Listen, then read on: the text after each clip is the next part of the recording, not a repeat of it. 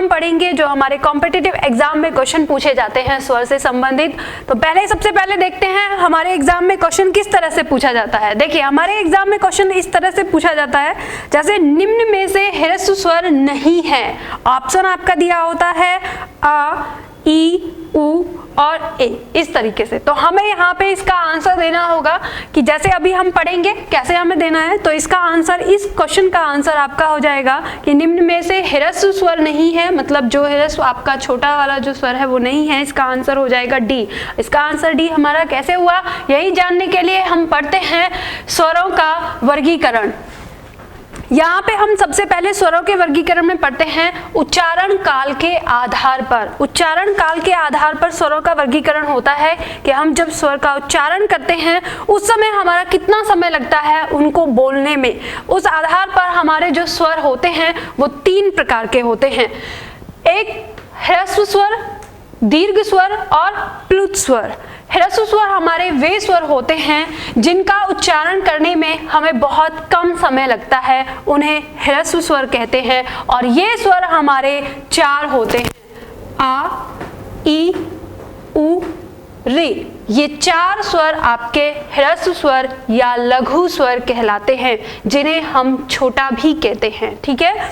उसके बाद आपका दूसरा आता है दीर्घ स्वर। दीर्घ मतलब बड़ा, या हम कह सकते हैं कि वे स्वर जिनके उच्चारण काल लघु स्वर से दोगुना होता है, या हम कहें कि दीर्घ स्वर वे स्वर जिनके उच्चारण में हमें ह्रस्व स्वर से ज्यादा समय लगता है, उन्हें हम दीर्घ स्वर कहते हैं। और ये हमारे दीर्घ स्वर जो होते हैं आ, ई, उ, ए, ऐ, ओ, औ, ये जो हमारे स्वर हैं ये हमारे दीर्घ स्वर कहलाते हैं।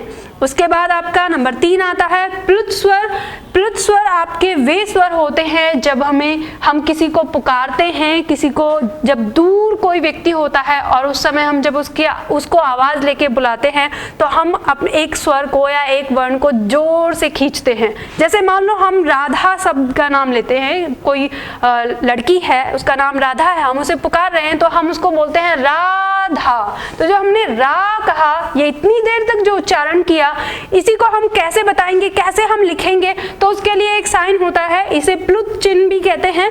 ये साइन हम इस आ के बाद लगा देते हैं। तब ऐसी स्थिति में इस समय ये हमारा जो स्वर है ये क्या कहलाता है, प्लुत स्वर कहलाता है।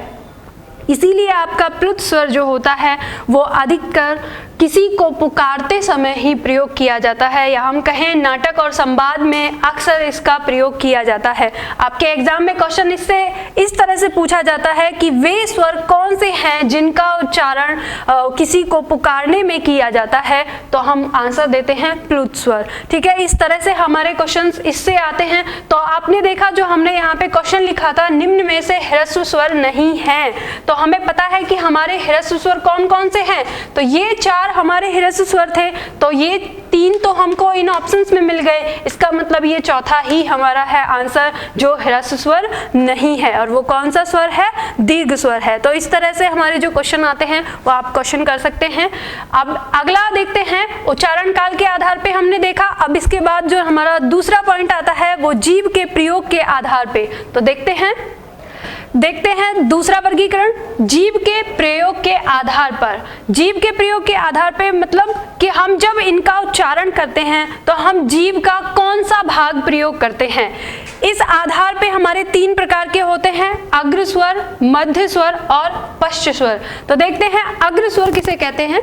अग्र स्वर वो होते हैं जिनके उच्चारण में हम जीभ का अगला भाग प्रयोग में लाते हैं, वो आपके क्या कहलाते हैं, अग्र स्वर कहलाते हैं। जैसे इसमें ई, ए, ऐ और रे।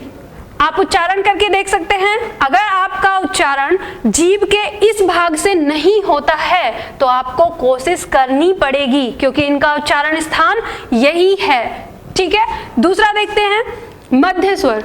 मध्य स्वर वे होते हैं जिनका उच्चारण करते समय हम जीभ का मध्य वाला यानी बीच वाला भाग प्रयोग करते हैं, और वो कहलाते हैं मध्य स्वर। जैसे जब आप अ का उच्चारण करते हैं तो ये जो आपकी जीभ है ये दांतों के बीच में बैठ के थोड़ा बीच में से यहाँ से थोड़ा सा चौड़ती है और तब इसका उच्चारण करते हैं। अगर आप इसका उच्चारण कंठ से लेते हैं तो आपको इसका उच्चारण यहाँ से करना होगा क्योंकि ये आपका मध्य स्वर है अ। उसके बाद देखिए पश्च स्वर। पश्च स्वर आपका वो होता है जिसका उच्चारण करते समय हम जीभ का पिछला भाग प्रयोग करते हैं, उसे पश्च स्वर कहते हैं, जिसमें हमारा आता है आ, उ, ओ, औ। यानी जब हम इनका उच्चारण करते हैं तो जीभ का ये पिछला भाग है, इसका उच्चारण कर सकते हैं, या हम कह सकते हैं कि हम कंठ से इसका उच्चारण कर रहे हैं। तो ये हमें ध्यान देना होगा